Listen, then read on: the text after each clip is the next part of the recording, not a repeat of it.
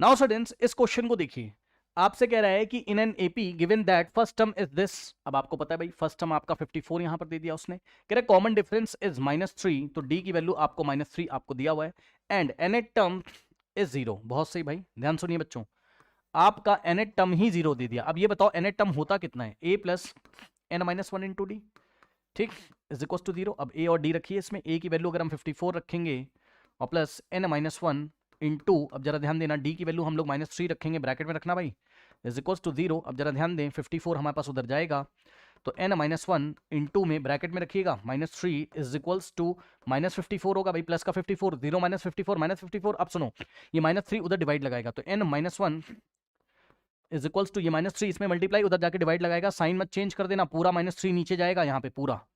अब अगर आप ध्यान दोगे तो माइनस माइनस आपका गया और आपका 3 वंजा और 18 तिरिक 54, 18 आ जाएगा, ठीक, यस 18 आ जाएगा। क्या स्क्रीन चली गई थी, क्या स्क्रीन गई थी क्या बीच में?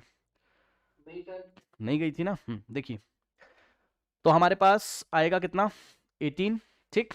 अब n minus one is equals to 18, n minus one is equals to 18, तो अगर आप देखेंगे तो ये हमारा गया इधर, तो 18 प्लस 1 ही तो होगा भाई। तो इसका मतलब टोटल नंबर ऑफ टर्म्स कितने हैं इस एपी में, आपके 19 से 19 टर्म्स है ना, 19 टर्म। तो क्योंकि n टर्म इतना है 0, तो n find the value of n, तो n की वैल्यू उसने बोला था तो भाई हमने निकाल ली, एक आंसर तो आ गया। अब उसने बोला sum of first n terms भी निकाल के दिखाइए, तो sum of first n terms अगर हम लोग निकालते हैं तो S N is equals to n by two in the bracket 2a plus n minus one into D. अब इसमें वैल्यूज रखिए और आंसर निकालिए। Sum of first n terms, n की वैल्यू हमारे पास आ चुकी कितनी 19, तो हम यहाँ 19 रखते हैं और इज इक्वल्स टू n की जगह 19 अपॉन में 2 और 2 इंटू a की जगह 54 रखते और प्लस n की जगह हम लोग 19 -1 और इंटू में d की जगह हम लोग -3 रखते, तो यहाँ से आता हमारे पास 19 बाई 2 और इन द ब्रैकेट 2 इंटू 54 कितना हो जाता 108 और प्लस अगर आप ध्यान दें तो 19 माइनस 1 18 और 18 इंटू -3 -54 आएगा, ध्यान रखना, चेक कर लो भाई। 19 माइनस 1 18, 18 माइनस भाई 18 इंटू -3, तो ये प्लस आपका चेंज होगा माइनस में, -54 हमारे पास आएगा, ठीक। तो अगर आप देखते हैं तो यहाँ से आता आपके पास 19 बाई 2 इंटू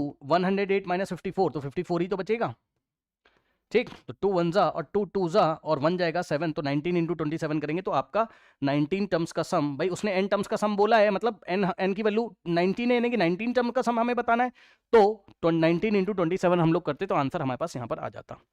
तो कर लीजिए 19 इंटू 27 अगर आप करते हैं तो 7 9 जा 63, 6 7 जा 7 प्लस 6 13 और 2 9 जा होता है 18 और 1 2 1 2 प्लस 1 3, तो 3 और 11 और 1 जाता, ये सब ऐड कर लोगे आप, 513 हमारे पास आंसर आ रहा है।